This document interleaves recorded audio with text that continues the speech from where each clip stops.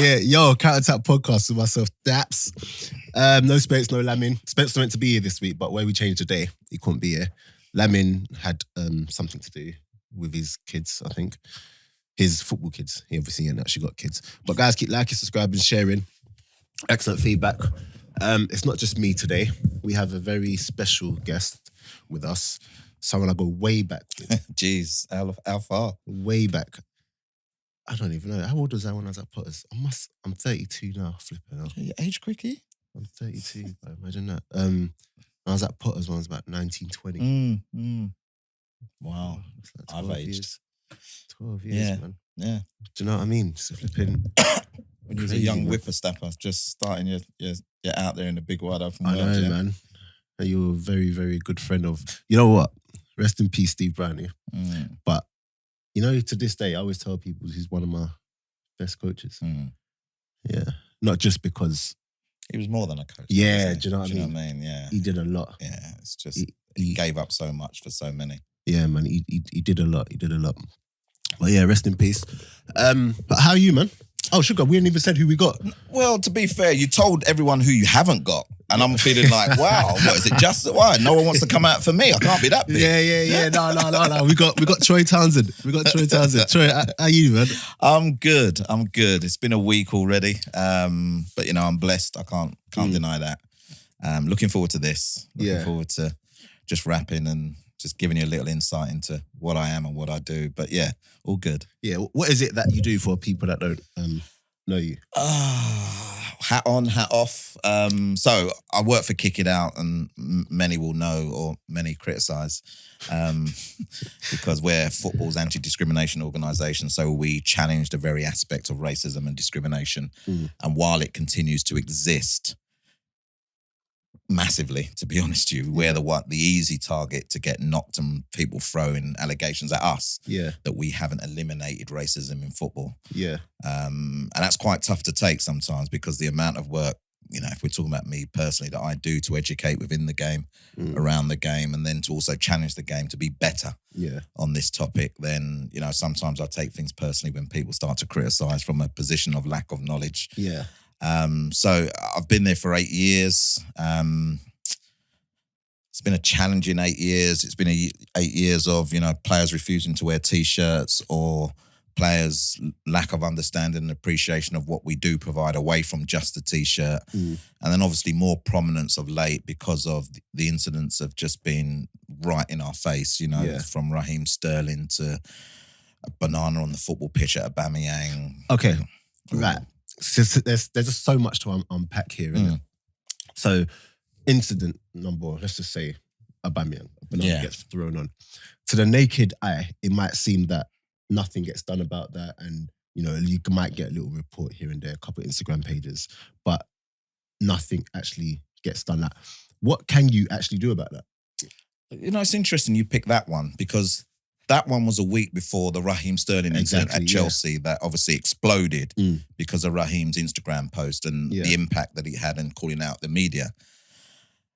This Aubameyang situation, that banana, has hurt me more than most. And I tell you why. John Barnes in 1988 had a banana thrown on a football pitch. Thank God you put him up. At Goodison Park. You know, one of the most iconic images that we could wish to see. But the whole thing around that image was of racism and what black players at that time had to endure. Then I used to say, I deliver education, so into academy players and staff and all that. And I used to say, I'm so glad we're not back in that period of time when players had to fend against bananas, you know, because let's be serious. You poll 1,000 people, 1,000 people know the significance of a banana thrown at a black person 100%. and what it means. Then this incident happens in late November 2018 and I get a message immediately that tells me there's a banana at the Emirates. You know, I don't walk into the Emirates unless I have to, so I wasn't there. And there's a banana. I went, wow, hold tight, more news. I remember Aubameyang actually just staring at it. Aubameyang stared at banana, stared at the crowd and actually was like, really? Is that what you got? Yeah. Do you know what I mean? In this day and age. Now, the way things happen is that I'm now going into the mode of I'm expecting media calls, I'm expecting a statement from us, I'm expecting statements from obviously both clubs, etc. And I get told that the statement that's going to come out has no reference to racism whatsoever. Really? Yeah. So the statements and the reports that are going to come out are of a missile being thrown onto a football pitch. You know what, now that you say that, I remember that. You remember? Yeah. Now I'm fuming. What do you mean missile? That's how we've got to report it. It's a missile on a football pitch. But why do they have to report it like that? For legal reasons. Now I'm saying it's a banana. It's a banana, full stop. Yeah. Okay? And it's a banana that has been thrown in the direction of a black player. Stop anybody now in the street as they walk by, whatever. Yeah. What does that constitute? Racism. The judicial system doesn't call it racism. Football doesn't call it racism. The guy who gets arrested, charged, is not arrested and charged for racism. Yeah. He's arrested and charged for a missile on a football pitch, yeah? So like a coin, like a bottle. Yeah, like I remember he said he had it and it was like the first thing in his hand. He just threw it. It was on the floor. Yeah. Picked it up. Apparently he ran down the stairs to pick it up and threw it, yeah? Whatever story we want to get out of that. And he gets a ban.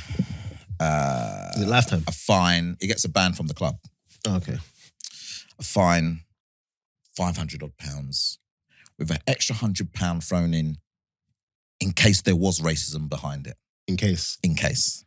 Now I'm saying to everybody that wants to listen, and when I do my media interviews, if we're not going to call the blatantly obvious act of racism out, what chance have we got? Yeah. So when people say Raheem Sterling, the figurehead, the person who told the media and called them out, I agree with it, but I'm angry because a week before you had the blatant act of racism and you ignored it. Yeah. You know? I think that's more to do with the fact that it was Raheem. Do you know what I mean? Because had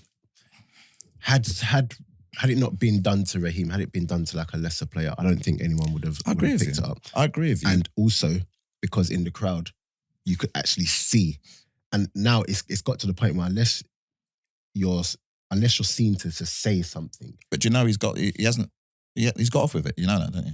Oh, really? Because the lip readers couldn't work out what he was saying. Ah, come on. Well, there you go. So you're laughing. So now live in my world.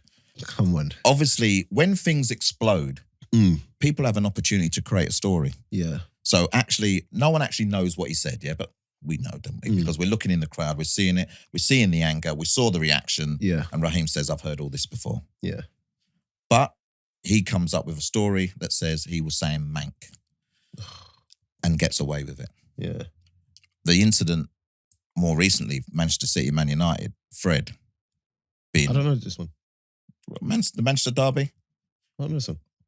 Guy monkey charting at Fred. I swear nothing got done with that one. He's likely to get off of it as well. Yeah. Because as far as he says, obviously there was a big explosion. He says he was trying to put his hands in his pockets. And you know what? I shouldn't laugh, but all I can do is... There's not much left for us to do. Is laugh. And so when these things are happening, how do you then get the blame for it? Because it's deemed that we're not kicking racism out of football. But if we're being really honest, and this is the be all and end all, if it is a society thing, what can you actually do to kick it out? But football has the power to influence, yeah? As we see, you know, the biggest global game that you could ever wish to imagine, with loads of influence and loads of acknowledgement that actually, you know, it can help people, you know, or it can guide kind of understanding, etc. If football's not going to call it out for what it is and deal with it in that manner, and then obviously the force of law, the law is not going to do it, then where are we going? What can we do? You know, football pumps in a lot of money into this game. Yeah. And just recently, the Dutch FA, who had an incident of racism, have committed to £14 million. Oh, wow. That's to challenge what's going on in their country. Is any danger of getting that from? Well, you see what I'm saying. You see what I'm saying. So it just goes to show you're either serious about something or you're not. You either want to do something about it or you don't. You either, you know, it's something that listen, I'd wish we had the power to deal with it. We don't have the power. We can't charge anyone. We can't. Yeah. We got criticised during the John Terry trial that it should have been us that were doing all that. I was so during the John. Were you? No, you weren't. That was in the last 8 years, right? Yeah. So obviously Rio's come out. Oh no, Rio's come out for something. Was it that Rio come out? He's just like, listen, what, like, go at us. The Anton, yeah. And he was saying, if you're not gonna be in there with us, and he criticised Kick It Out quite a lot. Hence why he doesn't wear the t-shirt and everything. Like he's gone and said that, but how do you defend against that? Because really and truly, well, do you think you could have done more? Not you personally, but we were in the court every single day. So what was his You'd have to ask Rio. We were in court every single day. We had a representative in court every single day. And do like the FA kind of go to you and ask for your input with these things? Or are you just there just to look like you're doing something? We challenge. We try to influence. We try to obviously let the authorities know that certain situations but ultimately we're not the sanctioning body, we're not the decision maker. And that's where actually people say you have the power to, or obviously we don't. You know, we particularly, let's bring the grassroots level of the game in. That level of the game at the moment is like the wild, wild west. Yeah, it's mad. All right. Yeah, it's mad. And again, what we do is we keep presenting these stories, obviously for them to be dealt with at the highest level. Yeah. But then the dissatisfaction of people that have been victimised is growing as every week goes by. Yeah. And I think what doesn't help is that when you're bringing it to the necessary people, there probably aren't people who represent. Well, now you're talking about representation within the game. There's probably no one that represents where we're coming severely from. lacking. So you're asking them to do something about it when really and truly, and I'm going to say this because I don't know if you would actually say this, like you don't really expect them to really do much. You don't really. Yeah. So now they should. Ultimately, it should not be based on the color of your skin. It shouldn't. That you action certain sanctions. Or lack of understanding, as they say. Is that where we are, I suppose, is what you're asking me. And I think that is where we are. Yeah. I think until you get better representation in the highest level of the game, then you're never going to truly appreciate what someone is going through or what they may have gone through or their experience. It's like I call referees out quite a lot and people get upset with me. But, we've got to this is very difficult, but we've got a trained ear to the noises and sounds that are levelled at us. Yeah. A trained ear. Because, we've had to live a life of it. I'm wondering in a stadium or stadiums that continue to have monkey chants, continue to have those noises that what we know and have experienced, why officials do not recognise them, understand them and pick them up. And it takes players to identify them, like the England-Bulgaria situation. It took Tyrone Mings to identify it to the official. It then took a conversation. Those players should have come off the football field because the rules of the game say that if the racism continues after 2 stops, then, it's 3 strikes and out kind of thing. So you've got 3 opportunities to kill a black man. Yeah. And then... Oh, that's powerful. Do you know what I mean? Yeah. Oh, that's... When you put it like that... Well, that's what I'm trying to say. Oh. And for me, that is such a sad situation that we still live in this era when that's the amount of opportunity you get. Yeah. Because even in, like you said, with refereeing, I think the last black one, is it Uriah Rennie? Uriah Rennie. And they got rid of him. Where's the underrepresentation? Where's the representation? Sorry. I don't see why our football pitches should have over 30. I don't think anyone knows the real stats at a professional level, 30, 35%, 40% of black and ethnic minority players playing the game. But then there seems to be a cork on the, you know what I mean? How they can then go and express themselves into coaching positions, into managerial positions, into boardroom positions. Yeah. I don't get it. Yeah. I don't get it. Oh, there's so much to it. There's just so much to get into. But you mentioned earlier on, John Barnes. Yeah. Okay. So a lot of people have a problem with. You're going to kill me here, aren't you? John Barnes. I'm not. I wouldn't kill you. I wouldn't kill you. I have a problem with John Barnes. When you say you have a problem, then I'll need to understand your problem. My problem with him is he's like the go-to person. Yeah. Whenever anything happens, he's a go-to person. And a lot of the time he says things which are, what's the word I'm looking for? which are contrary to what the majority will think. And it's very disappointing where they're giving him these platforms. And we had a conversation on it a couple of weeks ago. And it's almost as if he doesn't understand the platform he's given, and almost as if he doesn't understand that a lot of people don't feel the way he feels. But they continue to give him this platform. And I wanted to know, as someone who, because I know you. Yeah. So I know if you got on a platform, these big, massive platforms, and they asked you certain questions, I know you'd come correct. I know the thing is, let me stop you there, because I get criticised quite a lot as well. So I get criticised for the fact that you say John is the go-to person, you're right. But I wrote a piece for the Voice newspaper the other day and just said that every time there's an incident of racism, where's Troy? Every time there's a lack of a sanction, where's Troy? Yeah. You know, and I get put into these positions and continue to strike a chord in my beliefs. And my beliefs is that we are failing when it comes to racism. Yeah. We are failing in terms of how we challenge it. And then I get criticised quite a lot on social media. Yeah. You ain't doing nothing. What are you doing? You know, there you are. You talk a great game, but do you know, all that kind of stuff. I do understand this situation with John and the feelings of people, because I have to keep myself up to date, and I have to know what the situation is when he does speak. Yeah. A lot of it, I must admit, do I believe in what he's saying? I've got to be honest and say no. I'm not quite sure sometimes. You know, he had a go at us around the Bernard Silva and Benjamin Mendy tweet. Yeah. Now, it's quite clear what that was. And when you put something like that public, it's quite clear what you're saying. Yeah. His defense of that is that we need to come out and say why we're upset about it. You know, anyone that asks that question, I'm sorry, it's quite clear. Whether those two thought it was banter or not, they are in a position of prominence that banter has to stay private. Yeah. You put it public, you open it up to perception. Yeah.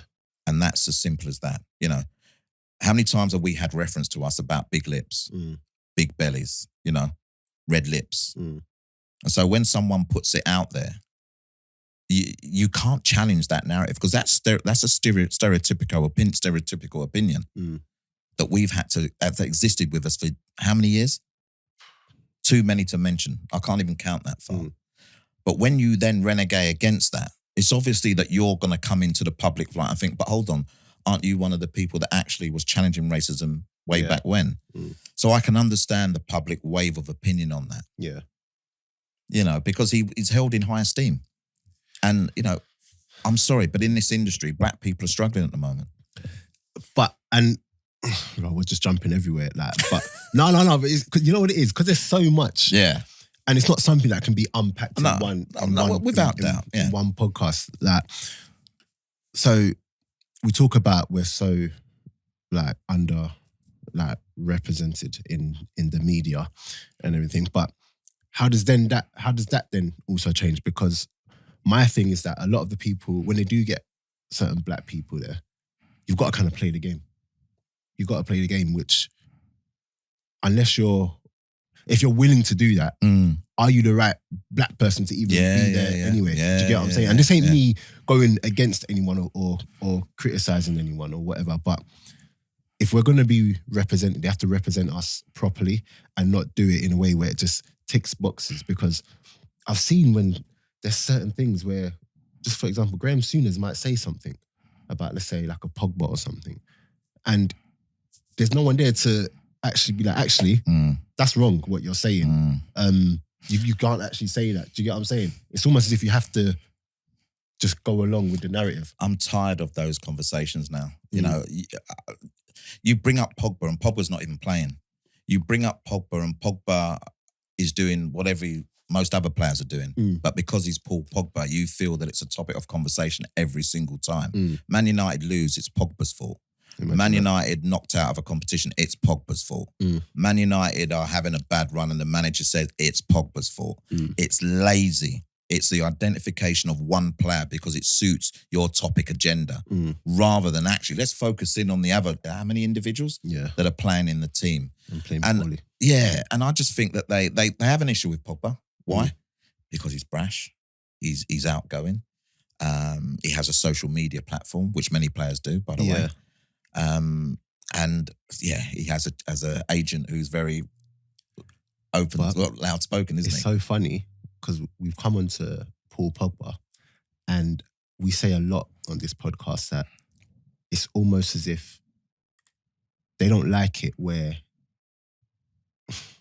they want the guys to just quietly get on with his job. Toe the line. Yeah, basically. Yeah. And we've just play football. Yeah, we've had an incident now with was it Craig Ramage? Craig Ramage. Where Craig Ramage now has come out and basically said things to that effect, where they should basically just, and he actually mentioned black players. And you know when I heard that, yeah, because first I saw you put the tweet out actually. Max Lowe put it out, and I've seen that now, and I'm like, surely he didn't. I'm used to them saying certain things. Certain things, and there's like the undertones, but even those things, it's got to the point where I don't actually entertain that anymore, because if you bring that to someone again, unless you're saying black or dropping the N-bomb or whatever, they don't want to hear it. Do you know what I'm saying? But when he mentioned them black players, why do the black players have to be like that? Sorry, like, why is it okay for you to come out and say that? And then even the comments under. Well, you know what? It's not just the comments. It's the fact that he said it. It's the fact that he wasn't pulled up about it. And you know they edited. Sorry to cut you. They edited. They edited it. So it was live still. So it was still there Saturday night. Apparently Sunday morning. Exactly. Yeah. Then when the whole wave of hoo-ha is happening, they tried to. It then gets edited out. But the amount, I think someone DM'd me and said there's about 4 or 5 different kind of sections, people from the presenter to that actually would have heard the comment. So the presenter didn't shut down the comment. Yeah. The comment, whatever happens do you remember Sky, Gary Neville spoke quite politically. The views shared by Gary Neville. Yeah. And obviously Dave Jones is now in a bit of trouble because it seems like he's shut Gary Neville down and just left him out there for his views. But remember, there's a lot that goes on between and Dave coming out with that. Yeah. And ultimately, at least it was out there. They've said it, bam, they disagree, they've left Gary Neville on his own, and then they've had a disagreement, whatever, and the public are now weighing in. Yeah. This guy wasn't shut down by the co-presenter, the presenter, the bosses, the producers, the fact that they put it online, the fact that they then took it offline without actually saying to everybody, we apologise for the comment. Do you know what I mean? And the fact that the only reason Radio Derby or the BBC or whoever outrage start to is because of the outrage. So actually, they're not sorry, are they? Nope. Because a lot of people would have agreed with what he said. You can see it in the comments. A lot of people agree. And then the comments come. And then there's people like, well, actually, what's wrong with him saying that? And the thing is, the only reason why he would feel comfortable enough to say that is because people before him have said it. Because the platform allows him. Yeah, and like you said, when Gary Neville did the thing, straight away, politics, Prime Minister, boom, no, we can't have that. You say black people need to be like this. There's nothing in them that makes it be like, okay, you can't say that. So when have they been challenged? So what I'm saying is that conversation has obviously been festering behind closed doors for quite a while, yeah? Yeah. To then be brave enough to come and say, oh, go on, have your opinion. Talk about it, say it. So what they're doing is they're only outing themselves, by the way. Yeah. And then, I get people messaging me saying, but if it was a black man that said it about... And I really just want to say, to be totally honest, shut up. Because you've never been in this situation before. I don't know how you do it. I see you going back and forth. I see you going back and forth. Sometimes I can see you're trying to just do the whatever. And then sometimes I can see someone will say something and you chomp. you chomp on those comments. And I'm just why? Because sometimes you think to yourself, if they want to talk or have a discussion, one, be human about it and don't, there's people that swear in that. I don't respond to any of those comments. That's that. But well, come on, let's have a conversation then. Because you have one base level of an understanding and you would never appreciate what it's like to be in my shoes. Yeah. So don't comment and say that I should be upset or angry or, you're bringing that stuff up again. Do you know what I mean? And then the one that gripes me, and I'm going to put this out there, is when they say you're playing the race card. Yeah, everything. But I feel like that used to be a thing that people, but now it's the thing to say. It's the thing to say. That's how you challenge. You're playing the race card. Yeah. That's how you challenge a black person who's angry. Yeah. Because we can be, yeah? Yeah. Because of the situation that's going on. They're playing the race card. And I come back and say, what is this race card that you talk about? Can I get one? Yeah. Can you purchase it? Because I don't know what it is. Yeah. Or you might as well just say, I got a chip on my shoulder. You might as well just say, oh, all you blacks are, do you know what I mean? I'd rather you come out with that. Then we got a conversation. Yeah. And keep talking to me about this imaginary race card. It's a defense mechanism for ignorance. Yeah. And people aren't willing to actually, like you said, have the conversation. They're not willing to be educated about it. And it's kind of annoying when your role in Kick Out is to try and educate people, but you're not able to educate. You can only educate those that want to be educated. Do you get what I'm saying? Everyone now talks about, well, education is needed. Yes, it is needed. That's right. We all continually need to be educated. Yeah. But if an individual is educated in his way, their way, you know, if their beliefs mean that what they're saying is their belief, and they don't want to be educated by someone like me. Yeah. Because we all got education in us. It's just what that education is. Do you know what I mean? And we got beliefs and understandings and whatever else. But what happened now is that social media allowed that to be a lot freer than what it used to be. Yeah. Because before it used to be locked behind a door. Yeah. Because a man or a woman had no way of putting it out there. Now you can tap, tap, tap. Your profile's pictures of Union Jack. Yeah, exactly. Do you know what I mean? And that's it. And invariably, they get away with it as well. Do you feel like a conversation, a lot of these platforms or big corporations are almost scared to have the conversation about race and have it properly? And the only reason a lot of them have it is when it's undeniable news. Do you get what I'm saying? Do you know what? I'm going to talk about, and it would be wrong of me to identify. There are good people out there that are talking certain things because they see and witness stuff. There's not many of them. That's the problem. Yeah. And there's not many of them that will then change the current tone, the current narrative. Yeah. And sometimes we've got to stand up and be braver and believe, you know, go with our convictions, go with what we believe in. And that's why I think about the players as well. We say that, and I'm saying, look what happened to Morenga at the weekend for Porto. Yeah. Racially abused, wants to come off the field and and play. His own players. And his own team. You expect that from the opposition, yeah? Even though it's not nice. When your own players are pushing you, are shouting at you. Making you look like you're the aggressor. Right. And then your manager is this, and the goalkeeper saying like that. I just think to myself, where are we? And then you all come out in the media afterwards saying, oh, we defend, you know, we're against racism. Well, actually, you showed what you were like because you've bullied your teammate who's been racially abused. Honestly, I don't understand anymore. And do you know why that one hurt me the most? Because, like you said, it's your own teammates, and there's with your teammates, that's your brothers. Yeah, do you know what I mean? And by him wanting to go off and them saying no, and they're physically like pushing him, like it just lets him know in that moment, okay, everyone's abusing me, but I'm also alone. I'm also alone in this. It's mental bullying. It's almost, now you're different to us. Your own teammates. The fans have already shown you that. The referee's shown you that because he's going to book you in a minute. Yeah. Oh, that's the worst bit about it. Yeah. So the referee's going to show you that in a minute because he's going to book you as well. Because you're the problem. And then the opposition have done that anyway because you're stopping the game. Yeah. So you're still the problem. And then your own teammate, you're the people who you share a changing room with. The people who actually you spend more time with than your family. Yeah. They're showing you that as well. I'm not surprised. His mental state must be all over the place at the moment. Coming or going. Where does he go?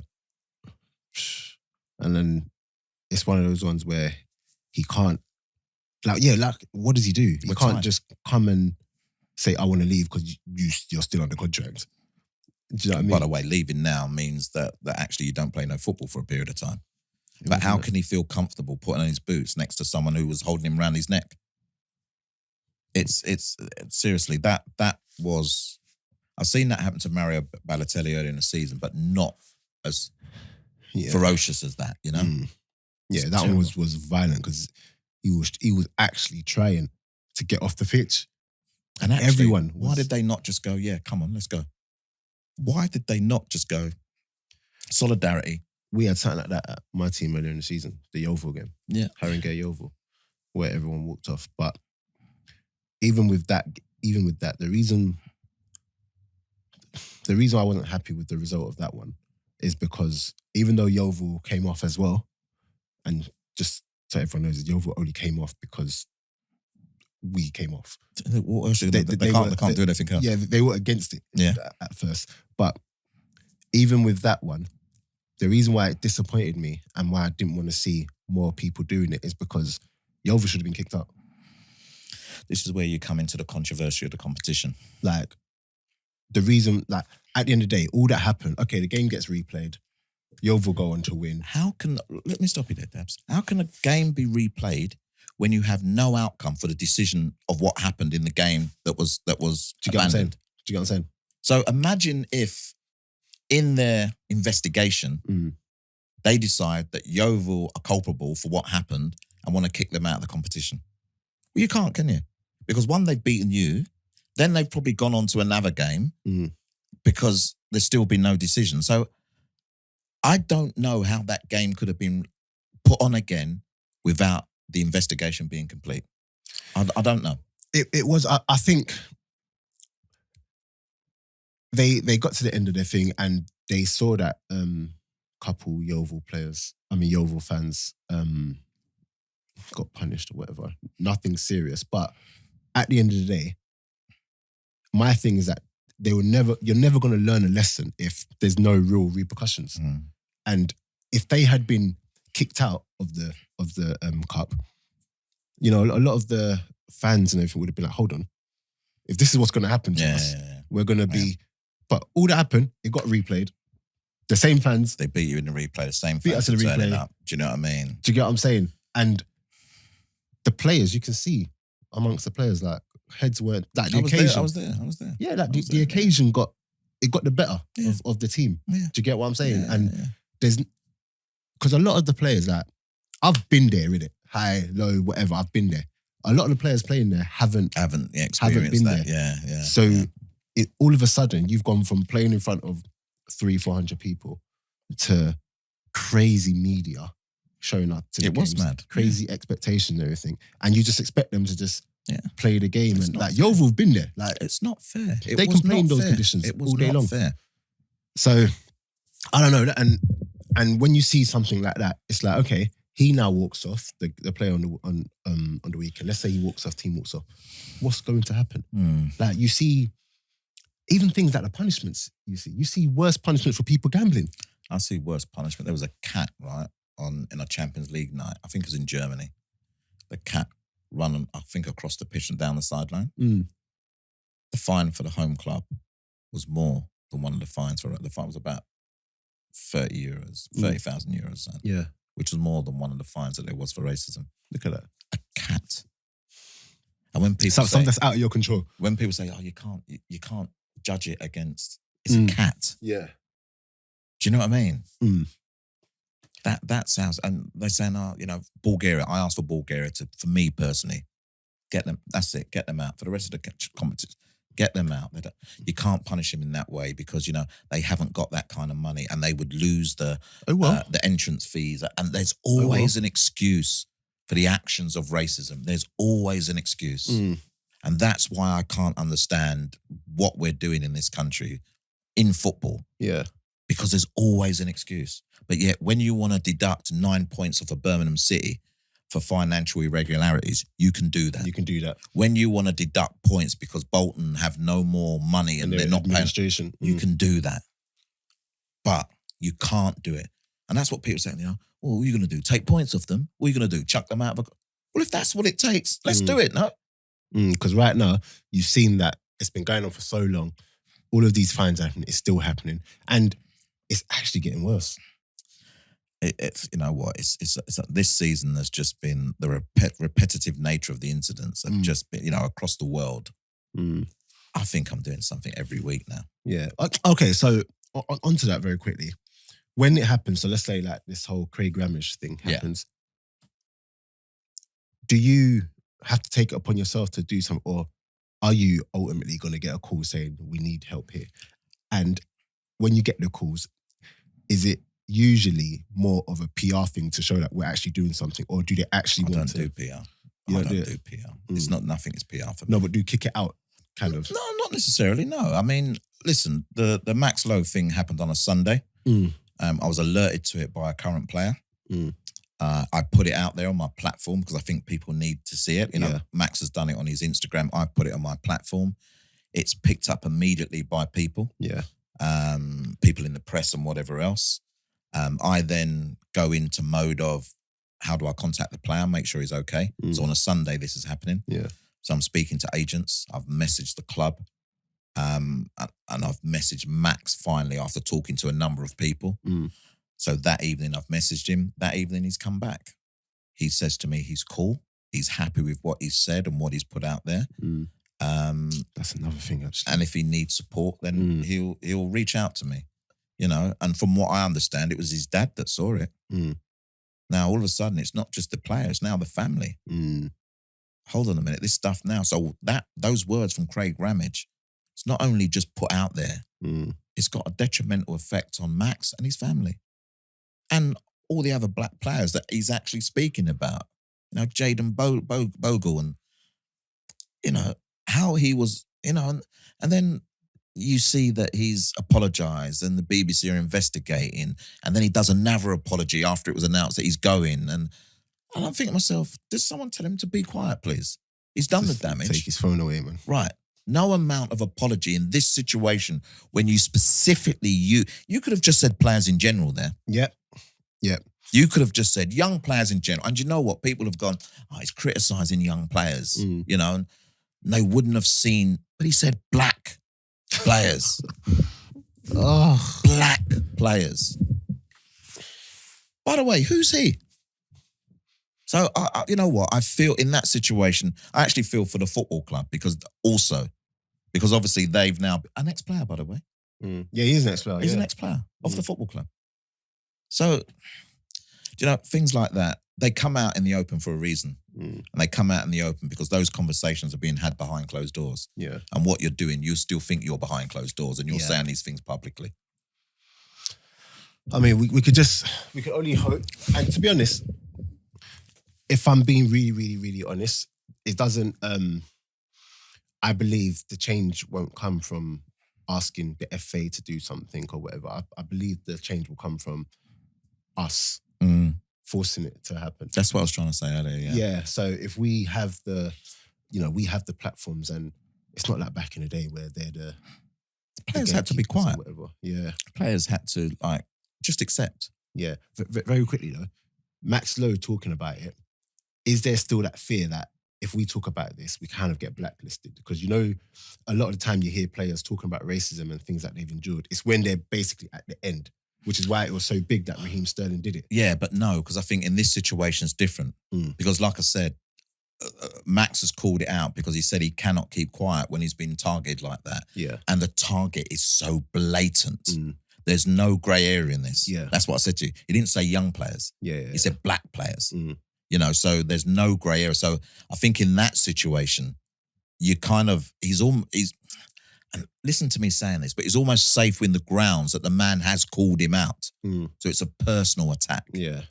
You know, so actually, you ain't letting that lie, are you? Do you know what I mean? 100%, yeah. So there, I think, I get what you're saying. You know, normally it's somewhere down the line. But, you know, our young players have got to be empowered to challenge as well. And this is the thing. I don't know how many of them can be. No, I think times, you know, Rhian Brewster has spoken out quite a bit. You know, I've supported Rhian quite a bit through, you know, 4 incidents of racial abuse in 18 months. For a young player is far too much. For anybody, it's far too much. But a man that's trying to develop his career. Yeah. You know, and he gave an interview to The Guardian, I believe it was. That was powerful. You know, I remember him saying to me, after one of the situations where he was called the N-word, he said, Troy, we're 3-0 up. Bothered. I think it was Youth Champions League. Bothered. We're 3-0 up. And I said to Rhian, it's not about whether you were 3-0 up. Yeah. What happens if you were losing? What happens if that language then enrages you because you're losing as well? Yeah. To then react. Do you know what I mean? What would you have done? And he couldn't respond. Yeah. He couldn't respond because he went, fair question. Mm. So, and it shouldn't have to be that situation. Do you know what I mean? But we must empower our young players to challenge. Yeah. To be more vocal, to not accept. Because no longer do players have to be, as Carlton Cole said to me at an event once, institutionalized. Yeah. Oh. Yeah. Powerful. Okay, well, before we do wrap up, I just want to quickly mention you have the conversation. Yes. Which is you, Darren Nelson. Darren Lewis. I keep calling Darren Nelson. I was wondering, I was going to Google who Darren Nelson was. I keep calling Darren Nelson. Darren Lewis. Maybe I got ill feelings to it. I'll check. Private jokes there. Yeah. Darren Lewis. Rodney Hines at the and Voice. Rodney Hines. What is the conversation exactly, just to sum it up? Do you know what? It's because I think it's a little bit of what I said earlier is every time I'm called to do something, it's always about racism. As if my voice cannot contribute to any other level of football that there is because I'm the man to talk about racism with. And we want to give ourselves a little bit of a platform to be able to share and discuss the issues that are out there in football, the positive, the negatives, the indifference, we can talk about football, can't we? We can talk about a game. We can talk about incidents. We can give a different perspective than everything that we have to watch on our TV screens. Which some of it, again, is discussing the issue of colour, of culture, of whatever, but without ever experiencing anything. Yeah. But we just want to prove that actually, we're talking voices in the game. And we can talk it as far as I'm concerned, as good as anyone else. That's it. And at the end of the day, we are what's popping. See it? Yeah, we are what's popping. So, all the best. But thank you very much for coming. Absolute pleasure. It's I know by. Your schedule is hectic. We did hard to fit this one in, didn't we? Yeah. Your schedule's hectic. Guys, hope you like this one. Any questions, which I'm sure there will be, get at us, #CounterAttack Podcast. I'm going to put all your Instagram and everything in the description and everything. So, Trey, man, thank you for coming. Absolute pleasure. My guy. Pleasure. Guys, we're out. Keep liking, subscribing, sharing, all that good stuff. Goodbye.